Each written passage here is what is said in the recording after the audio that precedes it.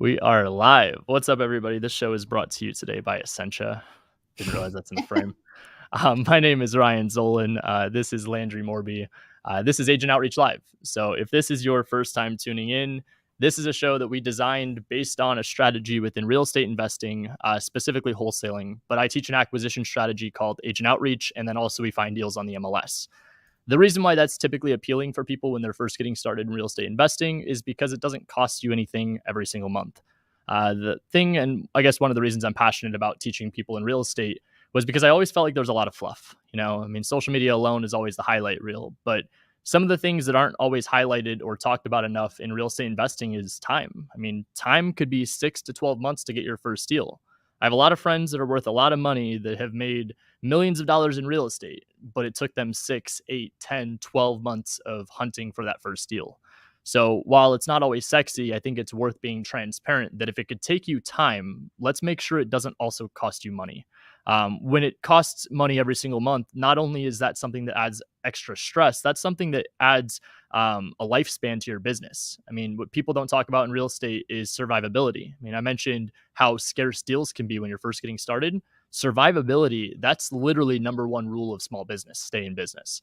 So I start off the show not to scare you, but to pull back the curtain and tell you guys this is exactly what we're trying to accomplish with this show. It's pulling back the curtain and showing you guys behind the scenes of calling agents. The first, I don't even know how many calls we've done, 5, 6, 7 weeks, however many episodes it's been agent outreach off market. Off market is what a lot of real estate investors go for. Off market agent outreach is trying to find agents to bring you anything that they have as a pocket listing, anything that is an up and coming potential seller, anything along those lines that isn't already on market. Obviously, like I mentioned a minute ago, the second part of our business is finding on market deals. So I want to make sure that we stress that agent outreach is not just in the form of off market opportunities. Agent outreach live is also going to show you guys how we can find on market opportunities. So the reason why Landry's here, obviously, she helps make this show super smooth. She's a lifesaver. We appreciate you. Landry is with Batch Services. So if you guys are not familiar with Batch Leads, Batch Service, Batch Skip Tracing, this is one of the softwares that my team uses literally every single week. So we pull lists of data for agent outreach. Today, we're going to show you another variation. It's actually going to be us going and finding on-market deals. Landry will still have some of the information blurred. Unfortunately, we got to stay within YouTube's guidelines. But we're going to show you guys how we can find on-market opportunities with Batch and why we're looking at those specific deals. And then we're going to call the agents and have some fun. So that was my long, expanded intro. Landry, how are you doing today? I'm great. Yeah, always looking forward to the show with you, Ryan. But I'm super excited because we're going to do something a little different today, guys. So I'm really looking forward to focusing on agents on market, just to really show that side, because I think it's super beneficial for anybody getting started that Ryan's always talking about. Why not start with something that doesn't cost you a bunch of money? So it's going to be really great. So where are we focusing in today, Ryan? I think is it Tampa? Is that where the deals are? Yes. Okay. So Yes. we are looking in Tampa. I do have a little bit of bias. It is one of my markets. Pulled some strings behind the scenes to make sure that that was one of our markets today. But Tampa is a market that my team is actively buying in, with the exception of last month. It was a very weird month and only bought one.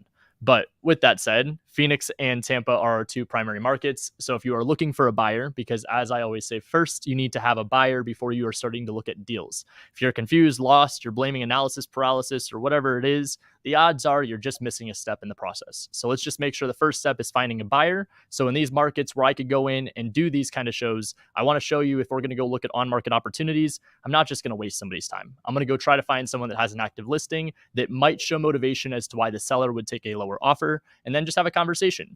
The cool thing, which is a variation again of agent outreach, is not just looking for off-market opportunities. The thought process that I always try to make sure I have for these deals is that if it's not this one, it's the next. The reason being is that I just want to have a conversation. I want to see if it's worth buying. Not every deal on the MLS is going to have every bit of information like it should. And I say that kind of like with an asterisk. They should have every bit of information. But if they don't, you don't know until you call. So for example, there was one that I saw, someone sent it to me, this was last week, and it said on the MLS, this was a waterfront property.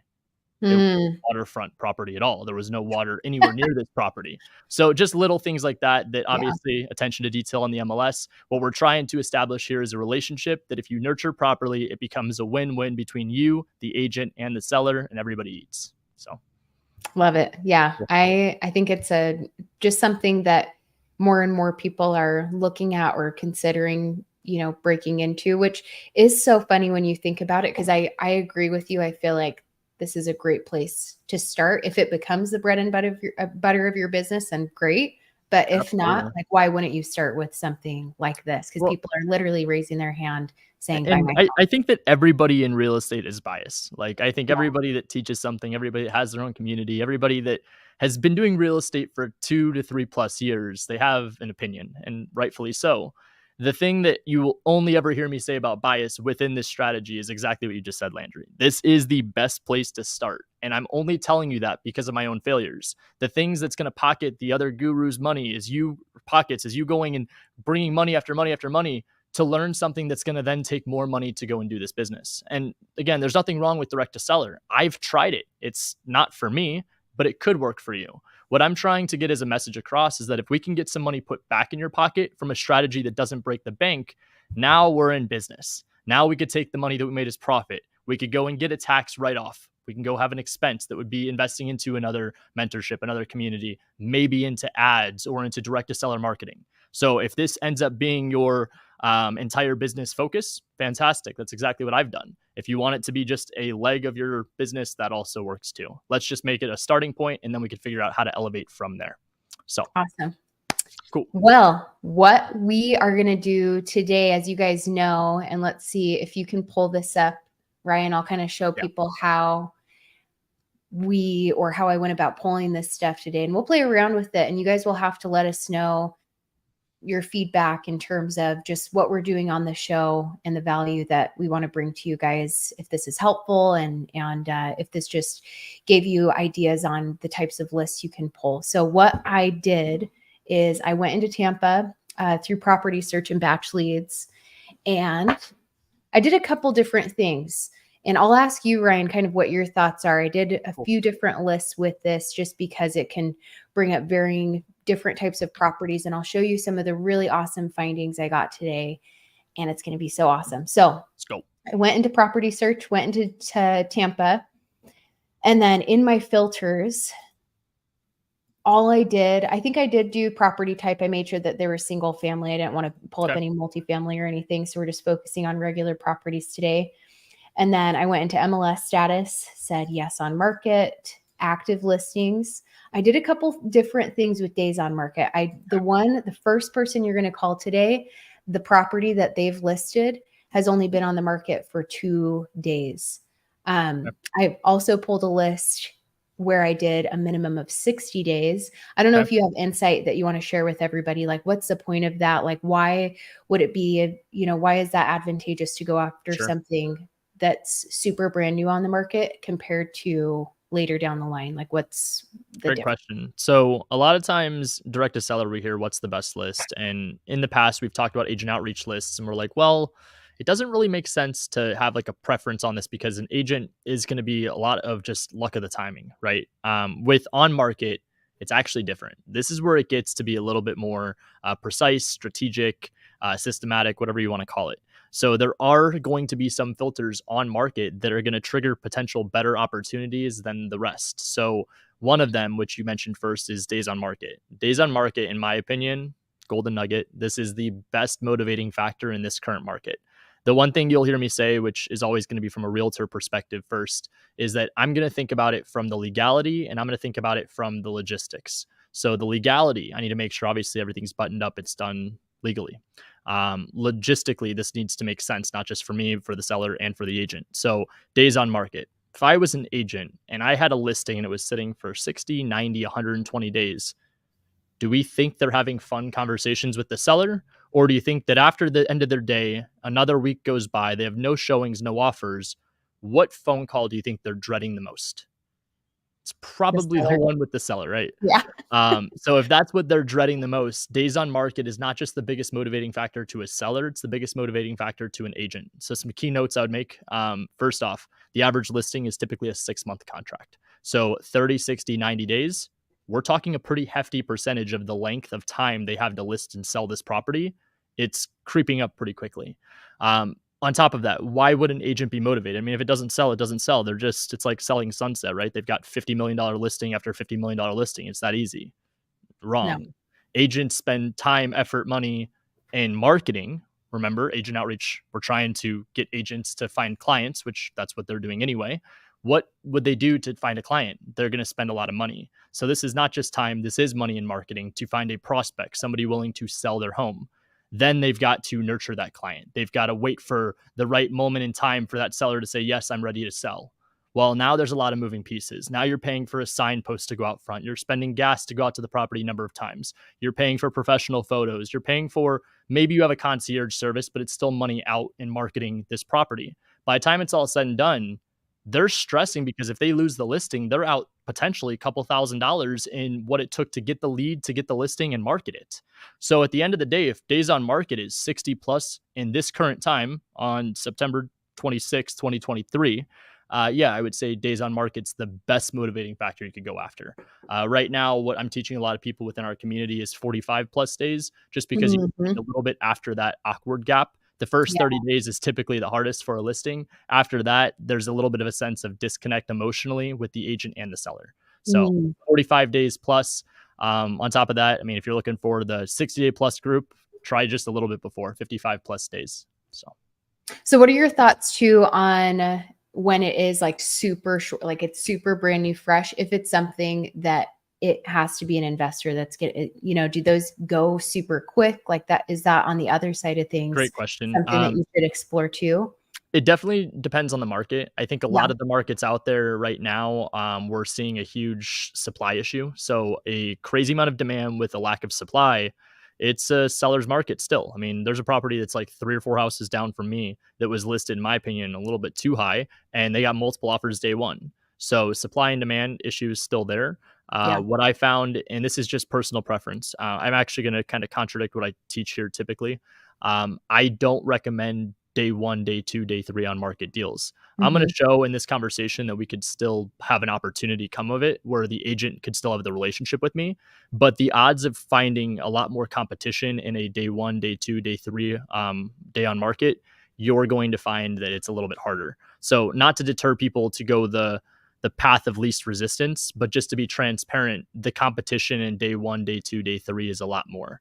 So I always just share that. But then also just make the note, like you're looking for the relationship.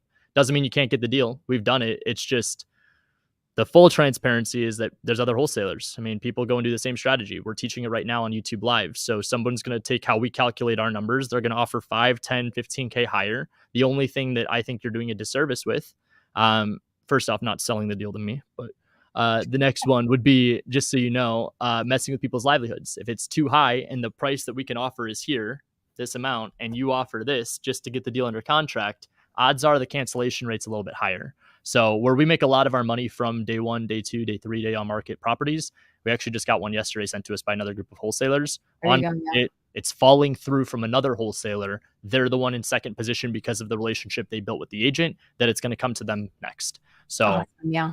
there is opportunity everywhere. Just knowing the kinks of on market is kind of something that takes a little bit of time. Yeah.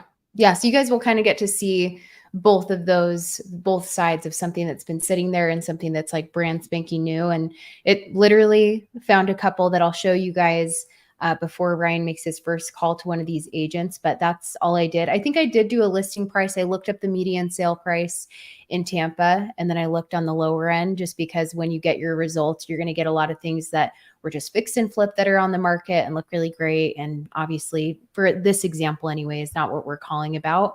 Maybe if you were looking for buyers. But anyway, I also adjusted like the listing price and made it sure it was a little bit on the lower end, which helped Cool. get some really good results as well. So anyway, when you guys apply that, you'll get your results, and then you can start looking into the details like this. I do have everything blurred, but this is going to be the first property that Ryan's going to call on today. This property has been owned for 19 years. And check out where they say looking for a dream starter home or savvy investment opportunity.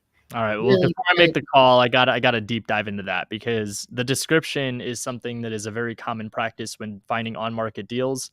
This is a keyword search. a keyword search for a property is going to be money. What exactly is a keyword search? So if I were to type in the word in an MLS search using the MLS, I could type in the word invest. Well, the word invest would be triggered here because of in the description, it says looking for your dream starter home or savvy investment Mm-hmm. opportunity. So because the word invest is in there, it would have flagged it. This would be one you could go after. Just being mindful too, this is one of the paths with least resistance. So if the keyword is going to be up there, the only thing that I have to make as a mental note going into this, I can't take it personal. There might be 50 million offers on this property with every bit of term waived, contingency waived, because they're just looking to get an opportunity. That's how few there are deals out there right now, regardless of on market or off market. So we always say 20% of the people do 80% of the business. I'm making the argument right now 10% of the people are doing 90% of the business. So that 10%, where do you find them? You got to get in the rooms with them. Whatever they're doing, I'm not saying copy, find a way to provide value to those people in the form of a service and see what it is that comes of it. There's opportunity everywhere, and we're going to show it, regardless of if it's day one on market or day 50, and we're just going to have some fun. Cool. Let's go for it. We're calling Charlie. Charlie is the realtor, correct? Yes, that is correct. Okay. And I have the info up and we'll make notes for you. Good.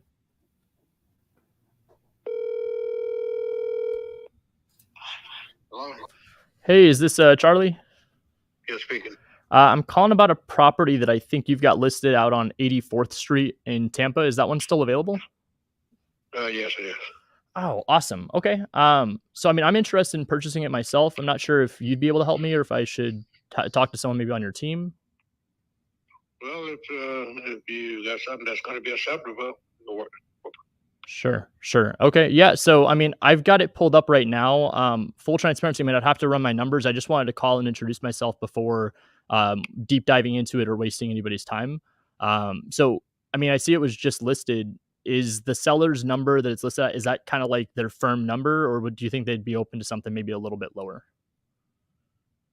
You mean the 220? Yeah. Not too much lower. They've been getting a bunch of low ball offers already. Gotcha. So they were getting lowball offers like off market then?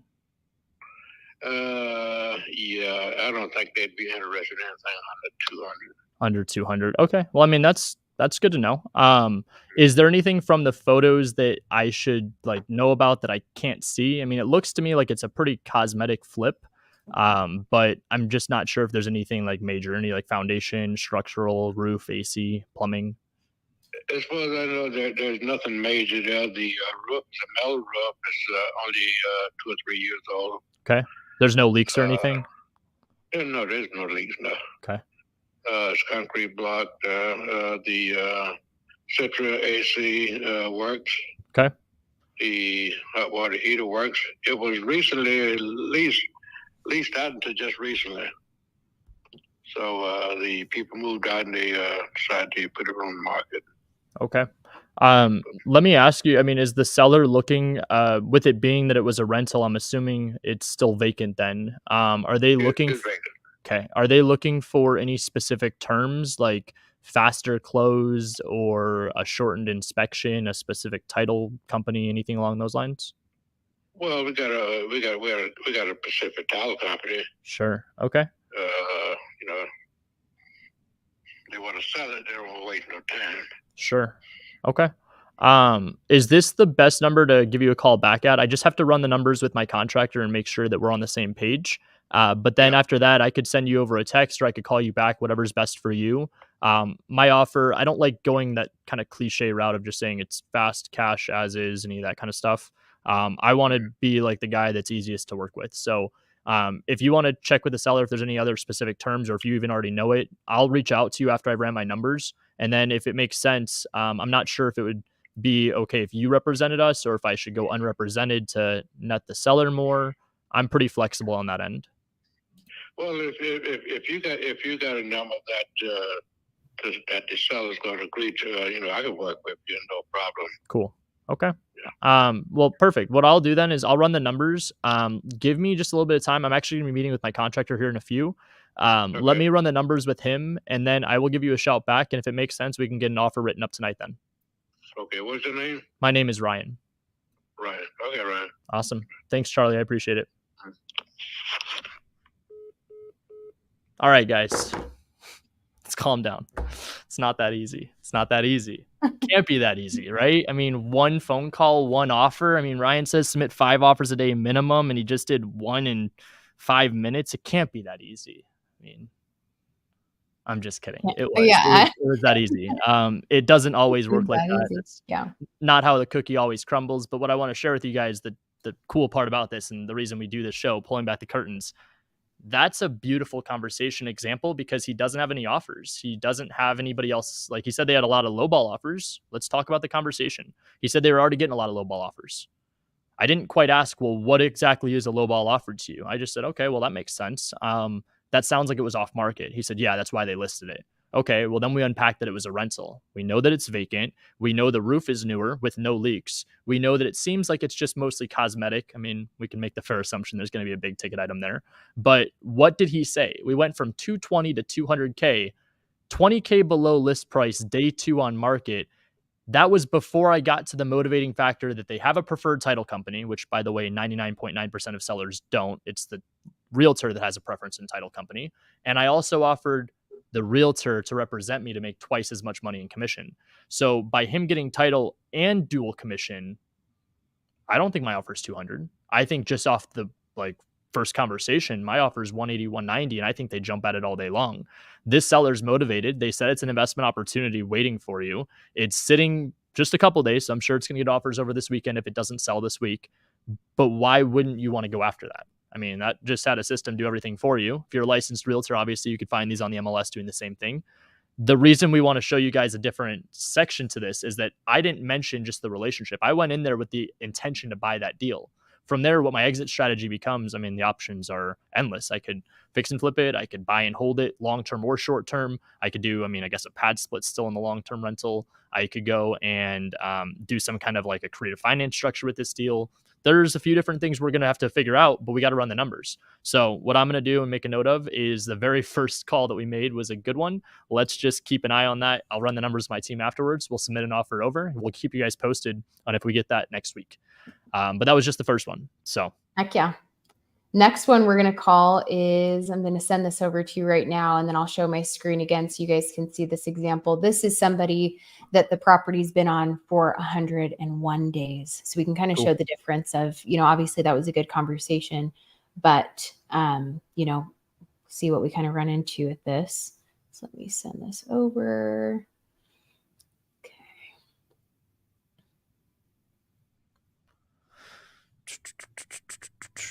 Javier has a question in the meantime. What is the difference in the offer you are making when you bring your title company to the negotiating table? Perception. The dumbest thing within agent outreach and MLS strategies is going to be perception. And what I mean by that is there any, I don't want to say is there any, because there is a difference. Is there a substantial difference in title company A and title company B at first glance? No. The substantial difference is when you find out the quality of service and what their skill set is. So similar to realtors, similar to any service or vendor you use, some with more experience and better customer service have better quality. So what would that be for us? It would be investment friendly. So if they know wholesale, they know fix and flip, they offer discounts to investors, those are the differences that would entice us to want to go use that title company. So why would a realtor have a preference? Well, there's this cool thing in the realtor world where you can actually get shares to a title company. So they can get paid based on production they bring to a title company. Every single month they get paid out on what their production is. So we talk about like the double dip in our strategy. This is essentially how a traditional realtor could double dip. They can get paid in revenue from the business they bring to the title company if it is a franchise. So there is no real difference there, Javier. The biggest thing would just be perception. The realtor is more enticed to do that because they make more money, just like why they'd be more enticed because they make more money in commission.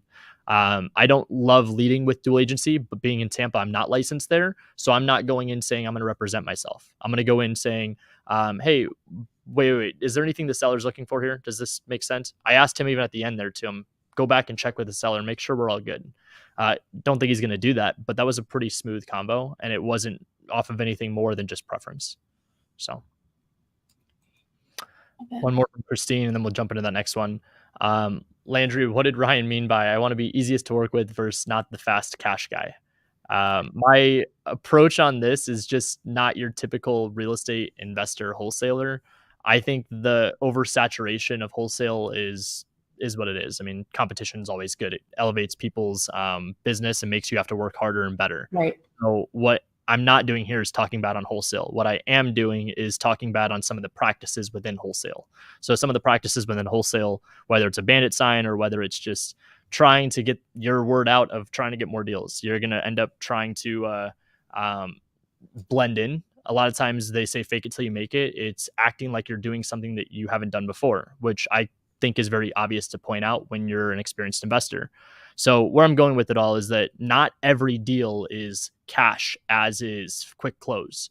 Where the game is deceiving in wholesale is a lot of times what investors do is they get a property under contract and then they have to retrade. They have to ask for price reductions because they weren't confident in their number or they didn't have a buyer lined up first. Where they are also wrong is they will go in and say, I will close in 2.5 days as long as title is free and clear. But they can't. And also, too, not every time as a seller, maybe even if it's occupied, wanting to sell their house in 2 days. So I'm not fast as is like cash. I'm hard money, closing when you want, and as is unless you didn't disclose something. So I try not to go and say it in a scary way like that might deter a realtor. I'm just going to say, I'm not looking to be your fast cash, quick offer. I'm looking to be the best offer that makes sense for the seller. So just a little bit of verbiage change, but something that will make you stand out different than the rest. I love that. Yeah, because you will hear, I mean, everybody's swapping scripts and showing or saying the same things a lot of the time. And you kind of pick up on, just like anything, I feel like you pick up on something that sticks and then that sticks for everybody else. So I think it's a good way to flip it around and more interesting for the realtor. Mm-hmm. So real quick, show this other thing. I had to take it off to blur it, but just to give you guys an idea, just go give this a try. If you guys haven't already, it literally took me 2 minutes to pull 2 different lists just by playing around with days on market. Look up the median sale price in your market. That can really give you a good idea on like if you're not sure when properties start getting up to a higher point or are going to be more likely to maybe be taken care of or whatever. That always helps me have like a really good list in just a couple seconds. So this is a good one. No, it has guys, I rig these lists, but but actually not really. You guys could go pull the same exact thing. She actually pulled the list of people that are only going to sell to Ryan Zolin for actually pre-qualified them. Yeah. Yes. I call everybody before you do. That's awesome. So this one on 29th, we're calling Sammy. Yes. And look at in the description, investor special, another one. Yeah. Make no repairs. Great one.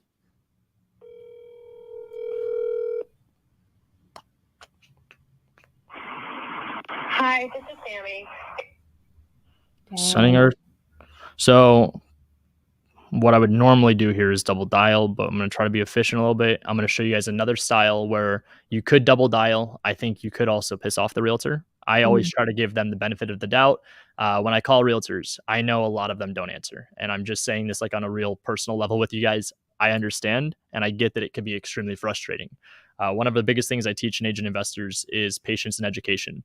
Not always is the agent can understand where we're coming from. So we have to educate them on why our process is the way it is and why our numbers are what they are. On the patient side, this isn't just patience and nurturing and following up with them. This is patience that they may not respond right away. So how good is your follow-up system?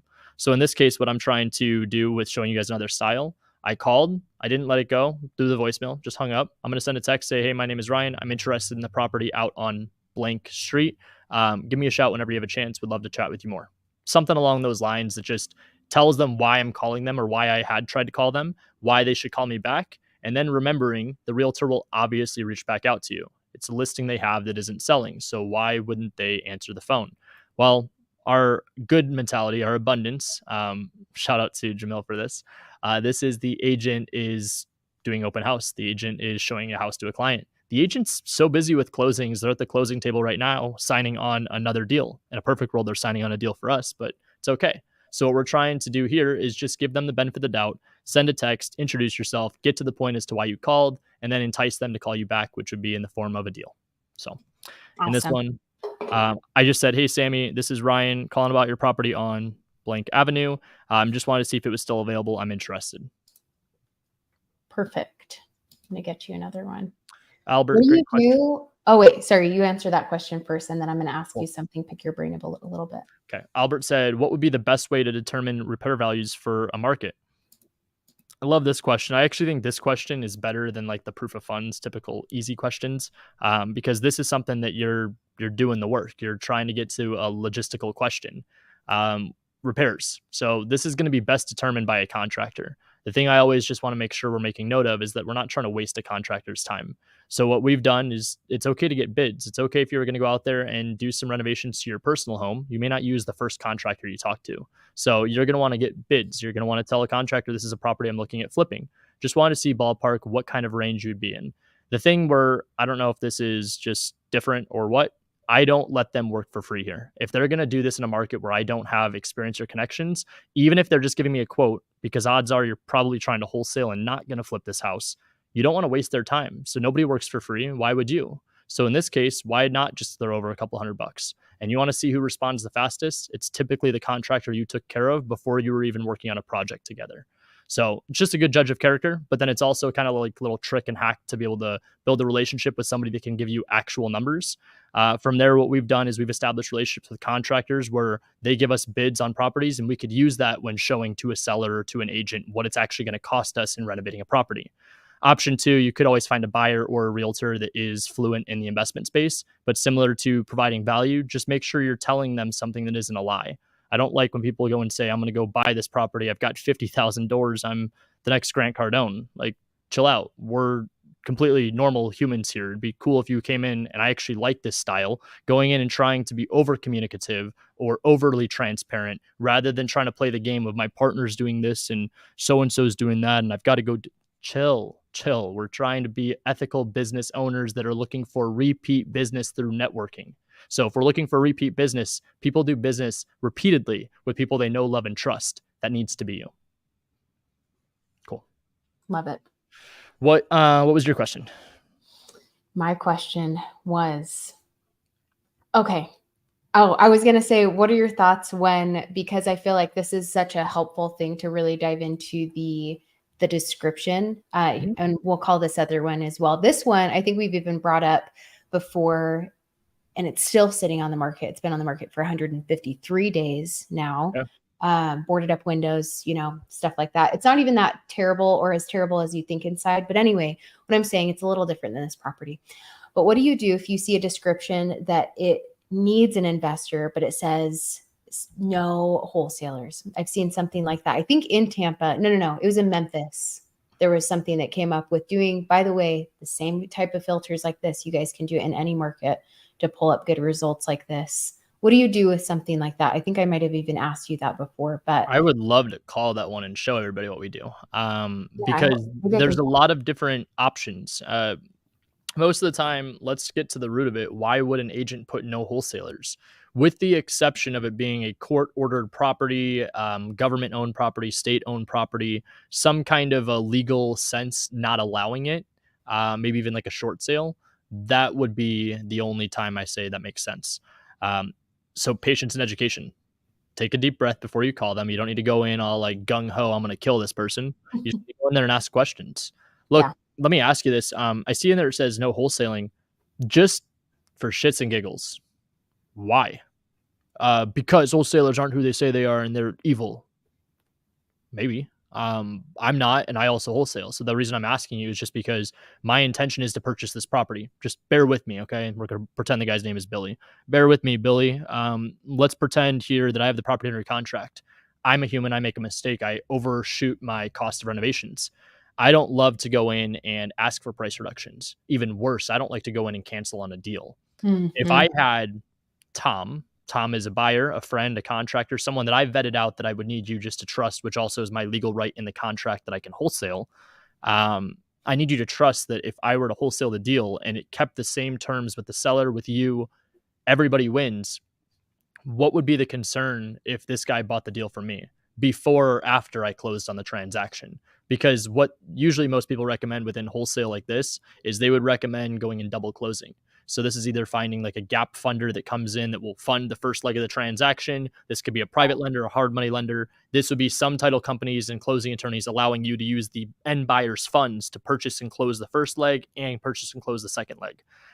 It just kind of depends. So if they are allowing of that, I think that's a great option. The reason I don't love the gap fund option is just because it costs points. If you don't have a big spread in a wholesale fee, all it's doing is eating into your profit margin substantially. Like I'm talking 10, 15, 25 plus percent, that if you're only making 10K, $2,500 in fees on lending is just, that's crazy. It doesn't make sense. If you're making 70, 80, 100K plus on a deal, gap fund, double close, have fun, make sure you protect yourself, protect your bag. Aside from that, I don't know if that answers the question or not, but no, absolutely. Because I think that that might scare a lot of people. It's like, oh, well, if I'm wholesaling and that's all I'm doing, I better not call, you know? Well, and also, I mean, look at the conversation structure I just had there. And I love that this is all recorded. You can go back and rewatch this. I don't care if I don't get the deal, and I might just be a very weird investor, but my thought process is that, again, if it's not this deal, it's the next. I Yes. want every deal. I don't need every deal. People that are selling typically need or highly want to sell, but they don't like have the motivation unless there's something pressing. So if I go in on every deal expecting a sale, expecting a deal, expecting $10,000 to already happen, I don't know. I mean, you're setting yourself up to get let down. And I think in this business, being as mentally challenging as it is, you need to celebrate the wins. You want to know what I was celebrating? I haven't even gotten the deal yet. I mean, I have in my head. This is where a little weird. I am counting this deal. It's already done. Charlie and I are best friends, and he's bringing me multiple deals a month right now. But my win was that he answered the phone. My win was that there was no other offers. My win was that he broke down and dropped the 20K price point off of a very first conversation. Those are the things that I'm telling myself I won 3 times, where a lot of people would be like, oh my gosh, I don't have a proof of funds. I don't have a buyer. I don't have this. I don't have that. You're already failing. So yeah, no, I mean, this is definitely a winning strategy. And what we're doing here, I'm trying to go 2 for 3. I mean, the one that I didn't get was just no answer. That's okay. Yeah, 100%. So let's go. This one, 153 days on market, guys. This one in Tampa.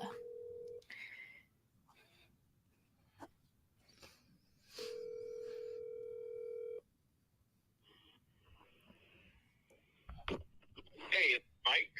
Hey, Mike. I think you're the one that has the listing on Richmere Street in Tampa. Is that yours? Yes, it is. Okay, awesome. Cool. I was just hoping I got the right number. I was calling off of Zillow. I saw it was listed. It looks like it was like 150 something days. I'm an investor. Should probably start with introducing myself. I'm based in Arizona. We've got some properties that we flipped out in Tampa, but I'm looking at my next project and I'm wondering if it could be this one. I'm just not sure about some of the details. So I figured I'd just give you a shout. Sure. Cool. So I mean, I see it's been sitting for 150 days. I don't want to like call out like the elephant in the room, but like, is there a specific reason? Is it like maybe the condition or something, or anything major about the property? Can you go through the photos? I mean, I don't think so. She just wants a certain price for it. So Gotcha. So kind of sounds like she's not willing to budge too much then. I mean, I'll tell you the lowest she'll take is 135 if you cover her closing costs. Okay. About like $6,000 or something like that. Would that number be the same or lower if we wiped out like a buyer side commission? Yeah, I mean that would be probably around like $6,000 or something like that. Okay, so it's like 129 then. Yeah, somewhere around here. All right. Well, I really appreciate all the honesty and transparency there. What I want to do is I want to run the numbers past my crew and see if it's something that they feel comfortable with. And then as soon as we get their confirmation, I could send over, I don't know if it'd be best like text message and email, whatever is the best form of communication to you with what our offer terms would be. Yeah, either way. Okay. So just to confirm though, like there's nothing like structural or foundational issues or not that you know of? Yeah, I mean, not that I know of, but I mean, I don't think there is. So. Okay. Well, cool. The only other question I have is there any kind of specific terms or something the seller's looking for to make our offer a little more appealing, or is it just kind of straight up best price that we can do? Yeah, I mean, best price, the faster you close, the better. Okay. Yeah. Okay. It looks from the photos it's vacant. Is it still vacant? No, it's there's someone in there right now. There's a tenant in there. Okay. Are they month to month or? they had a year lease from March, so their lease ends in March. But they do have a clause in there that if she sells it, they got to get it out in 30 days. If that's what you wanted. Okay. Cool. I mean, if you don't mind me asking, this could kind of change the way I run the numbers. First, do they want to stay in the property? Yeah, they do. Okay. I mean, what's their current rent, if you don't mind me asking? I want to say I think it's 16. It's either 15 or 1600. I can't remember the last time I looked at it, but I think that's what the numbers are: 15 or $1,600. Okay.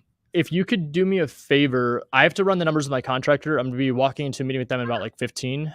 If it's cool with you, let me run the numbers with them, and then we could touch base at the end of the night. If you could just check with the seller, or if they already have the answer from the tenants, I would be curious to know if they'd be open to signing like a multiple year lease. If they were, I think that we could offer a little bit higher on a price. So if they're open to that, then we can offer higher. If not, fix and flip is still a great option for us. I just want to make sure that we're trying to be different as investors. I don't want to be the guy that just comes in, offers fast cash, quick close, anything like that. I want to be the guy that does the best thing for the seller, for the tenant, for you as the agent. And then obviously we can make some money too. Okay. Cool. Sounds awesome. good. Well, I appreciate you. Thank you. All right. Thank you. Cool. Well, that was easy. The reason I asked there at the end about the lease was because in my head, just doing math there, I was like, well, call it $1,600 a month, times that by 12. We're at 19.2 on the year. This is gross numbers, by the way. We're not talking like net. 19.2 divide by a 129, which, by the way, if you guys saw me go from 135 to 129, like that knocked off another 6K. That's a almost 15% return gross. So what I did was $1,600 a month times by 12 months. We're at 19.2. Divide that by your purchase price. So divide that by 129. We're at 14.8. So 14.8% return. What do a lot of investors want in a rental? It's an 8 to 10% return. We have to factor in the property conditions not the greatest. Could I rent it out and possibly raise the rent? The thing I asked there to qualify that was, does the tenant want to stay in there for multiple years? Because if they're looking for 2-year lease and they've consistently paid without missing any payments, $1,600 a month, we've got a deal here for a buy and hold investor that's just looking to park capital. So that's the stuff, thinking outside the box, trying to show you guys some different options. But that deal's been sitting for 150 days. We made it work.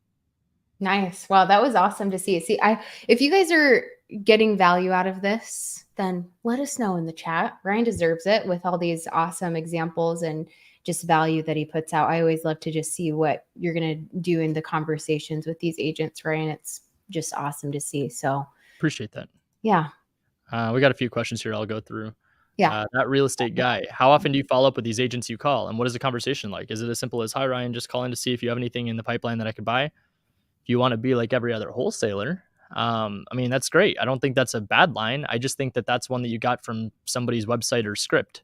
What I would say is, hey, Ryan, just reaching out. Not sure if you remember me. I called about the property out on 23rd Street. Just wanted to reach out. Did you get that one sold? Oh, you did? Dude, congrats. I love that. I love closings. Do you have anything else coming up?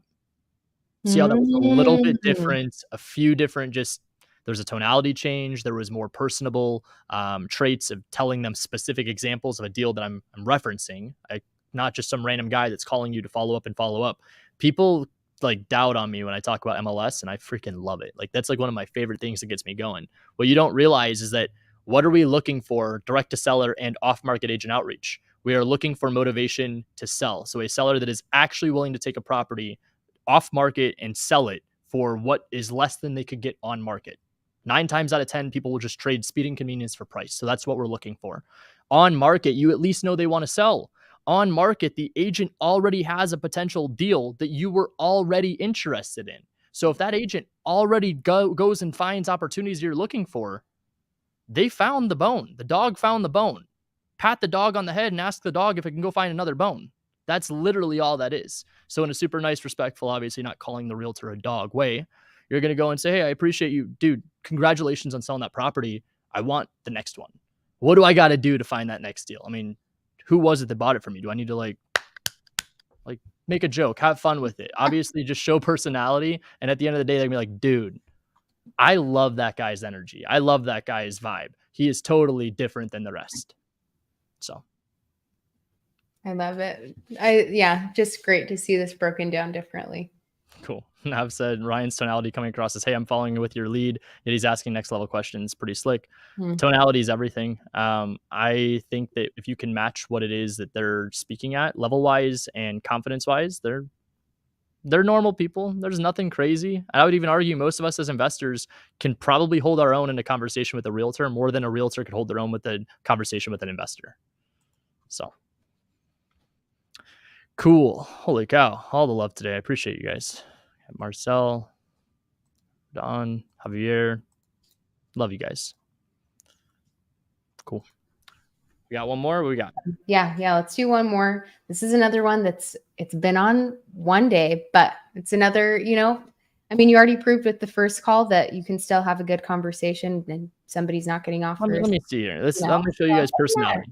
This is the personality side. Okay. I'll show you guys too. It's Wendy.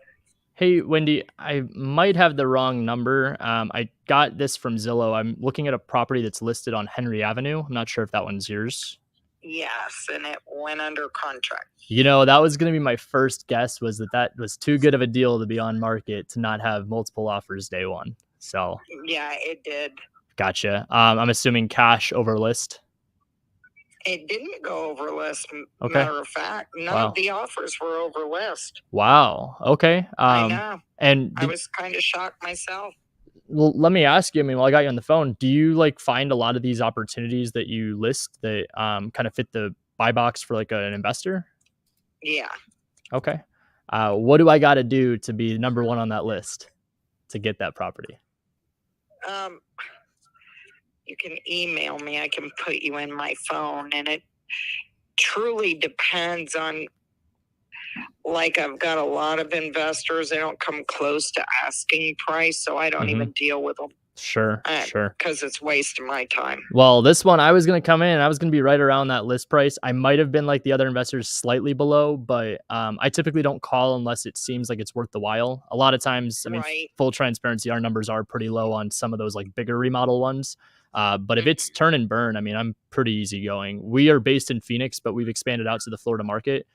So I could show you some of our past flips and proof of funds, whatever it is you need from us. I just want to try to establish a relationship with a realtor that has opportunities that we could actually purchase. Oh, okay. Gotcha. Cool. I would send your stuff over to me, your email and name, and I'll put you in my phone as a good contact. Okay. Awesome. Well, and I'm not going to blow up your phone or anything. I'll save you as my favorite realtor out there in Florida. And then if there's anything that pops up, just don't hesitate to reach out to me. I'll send you over an email with everything broken down. But I'm looking to buy something ideally in the next 30 days. So if we can find something, that'd be awesome. Would love for you to represent us and help us out in the transaction. Okay. Awesome. Sounds good. Thanks, Wendy. I appreciate it. Thanks. Bye-bye. All right. Come on, guys. Let's go. It's just like that. It's like that. Wait, here, show this one real quick. This is it, guys. 1 day on market, but who cares that it's under contract now? You got your favorite realtor in Tampa now. I was about to say Orlando because we were talking about that earlier, and I was like, I don't think it's Orlando. I think it's Tampa. So I just said Florida. But no, that was exactly how you play it. You call day one listings and probably 1 million cash offers above list. Oh, wow. Only one that was at list and you took that one. Okay. So what I'm hearing is that there's still a lot of activity, but I just wasn't fast enough. That's all that meant. That wasn't that I wasn't good enough. I just wasn't fast enough. So that's all good. We got the next one and look at how I positioned it. No stone left unturned. Wendy, I love you. I appreciate you. I want you to love and appreciate me. How do we get on this list? Just email me. Okay. Save me as your contact, and it's your best buyer ever, and you're my favorite realtor ever. And you already said you find a lot of opportunities that fit the buy criteria for investors. And I just told you I'm looking for something in 30 days or less. Do you notice how I turned the conversation from calling about a specific property to then saying, well, I'm looking for the next deal. If it's not this one, it's the next. School is over. We're done. I love that. Yeah, I love that too, because it's it's the same idea, or how the conversation switched over to what you're usually doing on these shows, but you started off with a property that's on the market. So calling about something, it's almost like, if there's anybody that's like, well, how do I start the conversation with a real estate agent if I'm going to be let's just say they're just trying to establish those relationships and trying to see if they do have anything that they run into. Why not try calling about a listing, even if it's just been on one freaking day? And there was a whole other spiel there that I could have gone down the rabbit hole if I had a little bit more time, that I would have explained to her how a lot of the cash offers she got might have been wholesalers. That's not to throw other wholesalers under the bus. That's the education piece of what I'm preaching. The education is just to make sure, because if I'm not involved in the transaction, I'm not trying to cross them. I'm trying to best protect her client because she probably doesn't know any better. I'm not trying to insert myself in the transaction. There's no representation. I'm not crossing any lines because I'm not hurting anybody. I'm trying to warn the agent of some things that they could do just to protect their client. Can you make sure the earnest money is non-refundable? Can you make sure during the inspection period, it's qualified people that are going out to the property? It's not just other buyers that's making the seller get out for an hour, 2-3 hours to get a bunch of buyers in. Can we make sure this is a clean cut process? And at the end of the day, we want just as much as the realtor wants what's best for the seller. I even mentioned that on the phone with one of the other people. It was like, I'm not your typical investor. I'm not the guy that's going to come in and take advantage of grandma. I'm not the guy that's going to go in there and say, I spot opportunity and then flex it all over social media when I took advantage of somebody else's situation. What I'm going to do here is I'm going to do what's best for, obviously, myself as a business owner, not a charity, but I'm going to do what's best for everybody else around me. If it doesn't make sense for them, I'm not going to encourage them to go and do this. That's the thought process for me, thinking of the long run. Yes, some opportunities will come across where it is just so dirt cheap of a deal, and the seller is completely fine with it because that's what they're looking for. In those situations, absolutely have fun, make your money, stack it away, pay taxes or offset taxes, but just make sure you're protecting yourself, just like how you'd want to do if you were the seller and somebody else was trying to come in and be the investor. Love it. Awesome. If you guys have questions or anything for Ryan, let him know. Put a like on this video as well. Oh, did we put the link? I don't know if you guys are let me do that. Let me grab some links. And also, like Landry said, I mean, guys, we don't charge for the show. All we ask is that if you found some value, share the video, post it on your social media page, tag a friend, share it with a friend, whatever it is you guys wanted to do.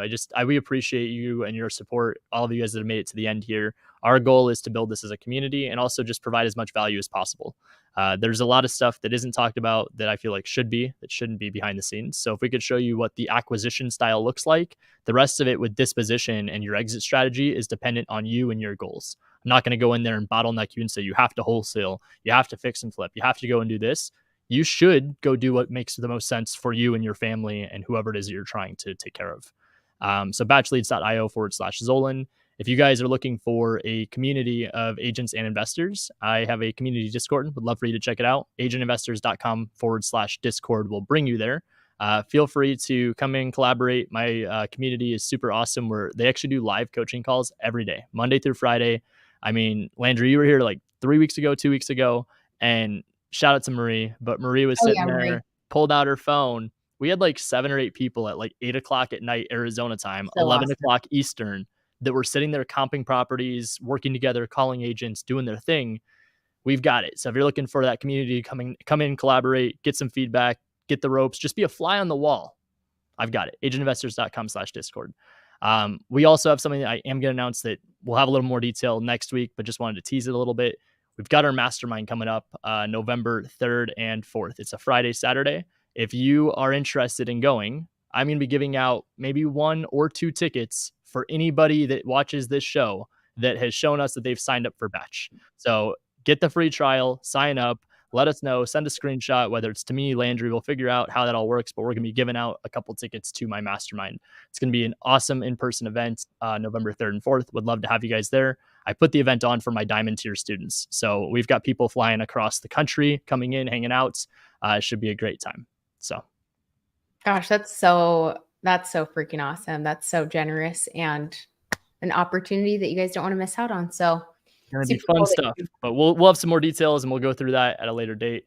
We got like 5 minutes here. Landry, if we don't have any questions, we'll probably just call it early, but if you guys have any questions, we'll give you 1 second here. Drop it below. Let us know. Landry, any other closing thoughts, final thoughts? I think, as you know, I love the system side of things and all this stuff. And some of the biggest or most frequently asked questions that I see all over YouTube or to myself or wherever. What's the best list to pull? What's the best exact filter?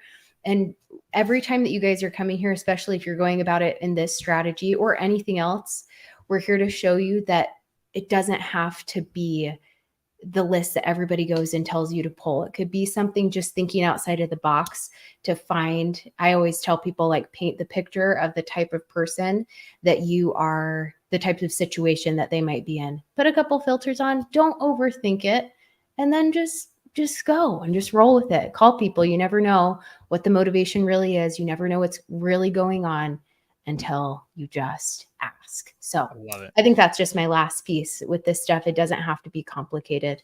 Just don't 100% agree. push yourself, too quickly. We always say this business is simple, but it's not easy. The action steps we tell you to do really are simple. The not easy part is the consistency. It's the mindset. It's the finding the right tribe around you and the community that's going to help you and support you get to all of your goals. So Yes. We'll end it on that note. We appreciate you guys. If you found value, make sure to share it, subscribe, like it, all that fun stuff. We will see you guys next week. Hope you have a great one. Peace out.